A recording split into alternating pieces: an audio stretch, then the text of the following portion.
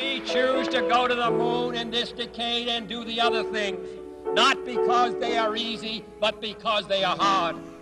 Because that goal will serve to organize and measure the best of our energies and skills. Because that challenge is one that we're willing to accept, one we are unwilling to postpone, and one we intend to win. President Kennedy's bold vision: unleash our imagination. If we could put a man on the moon within the decade, what else could we do? Suddenly, the impossible seemed possible. And throughout the 60s, America would experience a renaissance of new possibilities, philosophies, and serious challenges. In living color. Listen to my story about Leave it to Mr. Whipple. President Kennedy died. The Beatles! Hello. I didn't ask for a declaration of war. We'll get to the promised land. Across the nation, citizens were picketing and boycotting, sitting in and standing up, searching for answers, pushing barriers, and demanding change.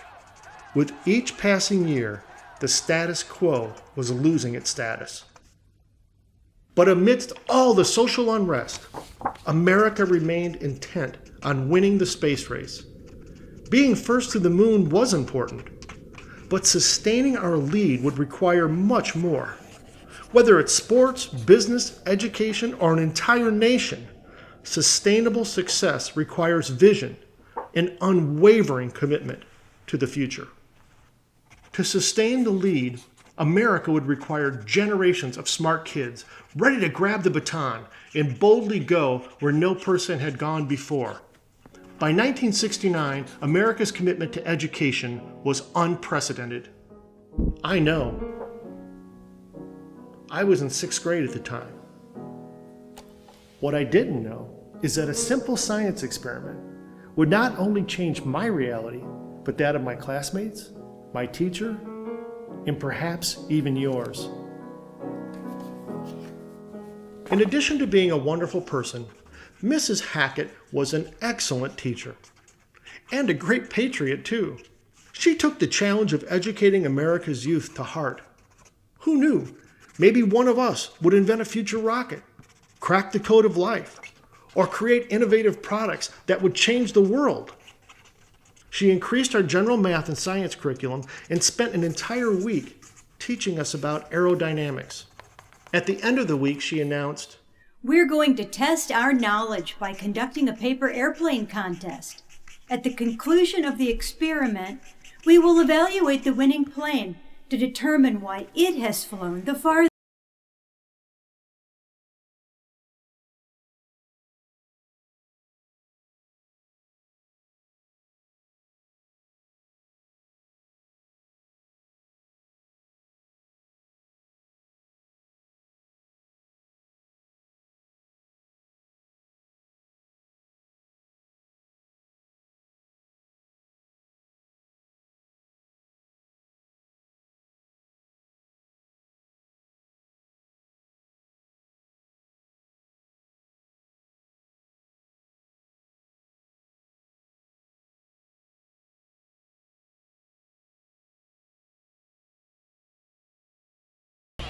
The class was ready to declare a winner when Mrs. Hackett noticed one boy had yet to take his turn.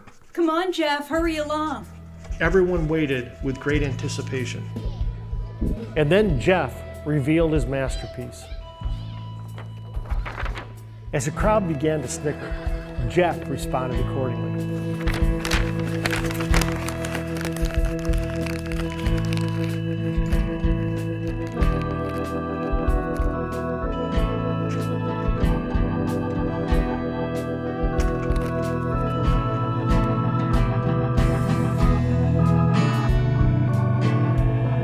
Time stopped.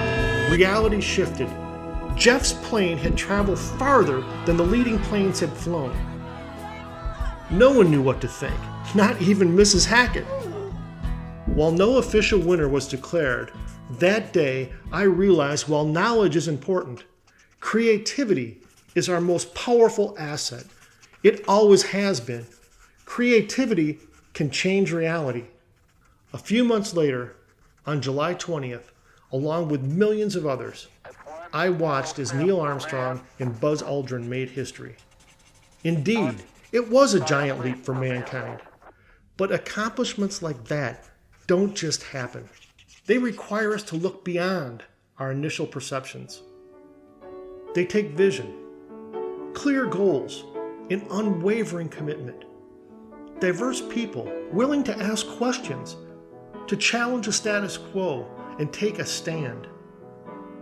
They require looking ahead, preparing for future success, sharing knowledge, remaining open-minded, learning from experience, and measuring our progress.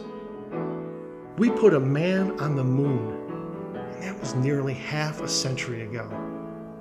By embracing creativity and having the courage to take action, imagine what we could do today.